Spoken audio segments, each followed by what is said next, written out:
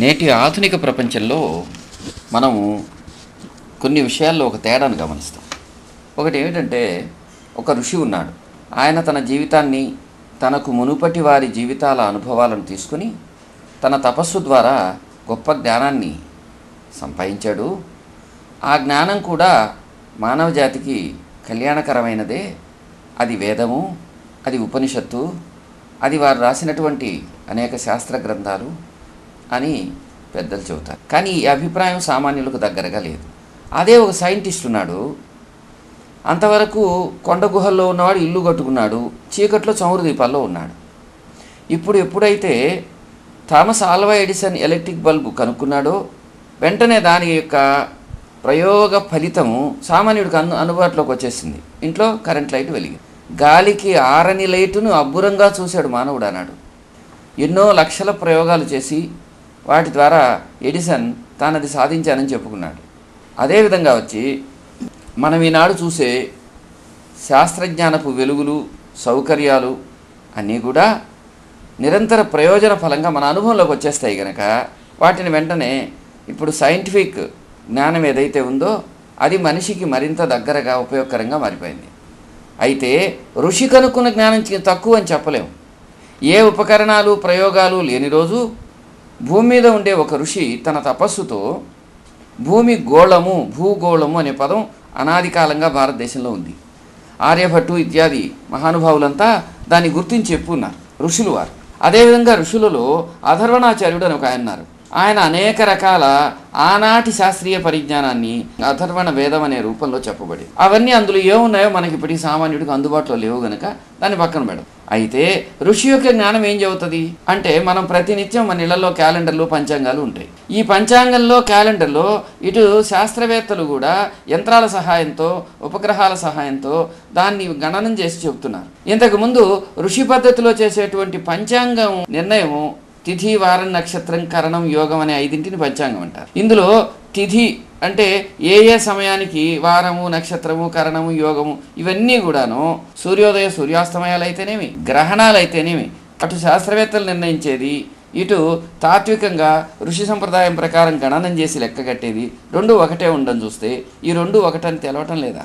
సరే, ఇది యుక్తివాదం అని మీరంటే అనవచ్చు.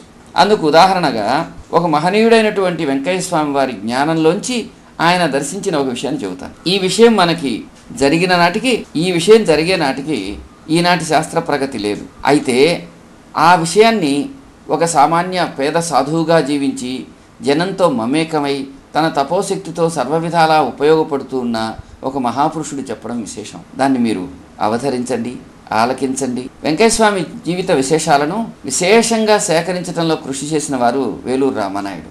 ఆయన తన అనుభవాన్ని స్వయంగా ఇలా వివరించాడు. 1952లో ఉదయమే పొలానికి వెళ్ళి పని చేసుకుంటున్నాను. టైం సుమారు 11 గంటలై ఉండవచ్చు. ఆకాశంలో కోడిగుడ్డు లాంటి ఆకారం 2 పొగజాడలు వదులుతూ పోవడం చూసి భయమేసింది. పని మానేసి ఇంటికి వచ్చేసాను. కానీ మనసు ఎంతసేపు దాని గురించి ఆలోచిస్తూ ఉంది. మర్నాడు పేపర్లో ఏదో దేశం వాళ్ళు చంద్రమండలానికి రాకెట్ పంపిన సంగతి వేశారు. నాకు అసలు మనిషి చంద్రమండలం పోగలడా అని అనుమానం కలిగింది. ఆ తర్వాత స్వామి దగ్గరకు తిప్ప మీదకి వెళ్ళి, స్వామి, మానవుడు చంద్రమండలం పోగలుగుతాడా అని అడిగాను. ఎందుకు పోకూడదయ్యా? దానికి 2 మార్గాలు ఉండలేదా? యుక్తి మార్గాన్నైనా పోవచ్చు, లేదా భక్తి మార్గాన్నైనా పోవచ్చు అని చాలా సునాయాసంగా చెప్తూ ఇంకా ఇలా కొనసాగించారు. భూమండలాన్ని, చంద్రమండలాన్ని స్వామి ఈ ఊరు ఆ ఊరు అని చెబుతూ, ఆ ఊరు ఈ ఊరు మధ్య ఒక హద్దు ఉందయ్యా. ఆ హద్దు కాడ బండసూపు అని ఒకటి ఉంది. ఆ బండసూపు ఉండే కాడ ఏ వస్తువు ఎక్కడేసింది అక్కడే ఉంటుంది, అటు ఇటు కదలదు. ఆ బండసూపు ఉండే కాడ బండ్ల దొడ్డి కడతారు. ఇక్కడి నుంచి పోయిన విమానం అక్కడ దిగుతుంది, చంద్రమండలం నుంచి వచ్చిన విమానం అక్కడే దిగుతుంది. ఈ విమానం వాళ్ళు ఆ విమానం ఎక్కి అక్కడికి, అక్కడి వాళ్ళు ఈ విమానం ఎక్కి ఇక్కడికి వస్తారు. ఆ దేశం నుండి ఈ దేశానికి వచ్చినట్టు చంద్రమండలానికి ఇక్కడికి జనం తిరుగుతారయ్య అని చాలా మామూలుగా తాము స్పష్టంగా చూసి చెప్పినట్టు చెప్పేశారు. రామానాయుడు ఆశ్చర్యపోయాడు. ఇది జరిగి సుమారు 6 దశాబ్దాలు కావస్తోంది. నేటికి ఆధునిక అంతరిక్ష శాస్త్రజ్ఞులు స్వామి మాటలు 100కి 100 నిజం చేస్తారు. రష్యా, అమెరికా వాళ్ళ స్పేస్ షటిల్, స్కైలాబ్ లాంటివి స్వామి మాటలను ప్రత్యక్షంగా చూసి సాక్ష్యాధారాలతో సహా భూమి మీద వారికి వివరిస్తున్నాయి. వెళ్ళి వచ్చిన శాస్త్రజ్ఞులు నీల్ ఆమ్స్ట్రాంగ్ లాంటి వాళ్ళు చంద్రుడి పైన కాలు మోపడమే గాక అక్కడ శిలలు కూడా తీసుకొచ్చారు. అలాగే అక్కడ మధ్యలో ఒక భారరహిత స్థితిలో సరిగ్గా స్వామి చెప్పినట్టే ఏ వస్తువు ఎక్కడ వేస్తే అక్కడే ఉంటుంది. బండ చూపని స్వామి చెప్పింది అది అయి ఉండవచ్చు. పదాలు వేరైనా జ్ఞానాన్ని కాదనలేం కదా. ఈనాడు అమెరికా లాంటి అభివృద్ధి చెందిన దేశాల వారు స్వయంగా చంద్రమండలం మీద సరదాగా వెళ్ళి రావటానికి, ఆ తర్వాత అక్కడ స్థలాలు కూడా భూమి మీద అమ్ముతామని చెప్పేదాకా ఎదిగిపోయారు. అంటే కొన్నాళ్ళకి అది సాధ్యమైనా మనం ఆశ్చర్యపోనక్కర్లేదు. అదేవిధంగా మధ్యలో ఒక బండ్లదొడ్డి అని చెప్పింది మనం ఏమైనా అన్వయించుకోవచ్చునంటే స్పేస్ షటిల్స్ ఇట్లాంటివి వెళ్ళినప్పుడు మధ్యలో స్కైలాబ్ లాంటి వాటిని వదులుతారు. అంటే అటు అంతరిక్షానికి ఇటు భూమికి చివరి పరిధిలో ఒకటి తమ చుట్టూ తాము తిరుగుతూ భూమి చుట్టూ తిరుగుతూ ఉండే ఉపగ్రహాలు, వాటిలో కొందరు శాస్త్రజ్ఞులు వేళ్ల తరబడి దాంట్లో ఉండి పరిశోధన చేస్తూ ఉంటారు. అటువంటి స్థలంలో బండ్ల స్థలానికి వెళ్ళి ఇక్కడి నుంచి రాకెట్లో వెళ్ళిన వారు అక్కడ ఉండి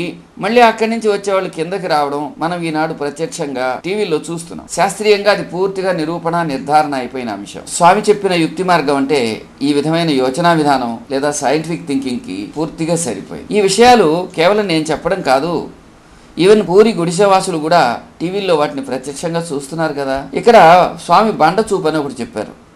అది భారరహిత స్థితిని సూచిస్తుందని నేను మరొకసారి జ్ఞాపకం చేస్తున్నాను. ఇక భక్తి మార్గం గురించి చూద్దాం. భక్తుడు గొప్ప భక్తి శ్రద్ధలతో తన జీవ చైతన్యాన్ని దేహస్థాయిని దాటి మనస్థాయిని దాటి ప్రపంచ స్థాయిని దానిని అధిగమించి విశ్వాంతరాలపు వివిధ అంశాలను అనుభవంలో చూడగలుగుతారని అనుభవజ్ఞులు వివరిస్తారు. యోగశాస్త్రం కూడా ఈ భావాన్ని సమర్థిస్తుంది. ఇటీవల వెలువడిన అనేక మంది సాధకులైన మహనీయుల గ్రంథాలు కూడా ఈ సత్యాన్నే బలపరుస్తూ ఉన్నాయి. ఇట్టి వెంకయ్య స్వామి వివరణ మానవాళికి మరో కోణాన్ని కూడా ఆవిష్కరిస్తుంది. ఋషి యొక్క జ్ఞానము శాస్త్రీయ జ్ఞానం కంటే ఘనతరము శ్రేయోదాయకము అని. సోదరులారా, మీరు ఏమంటారు? నమస్కారం, సెలవు.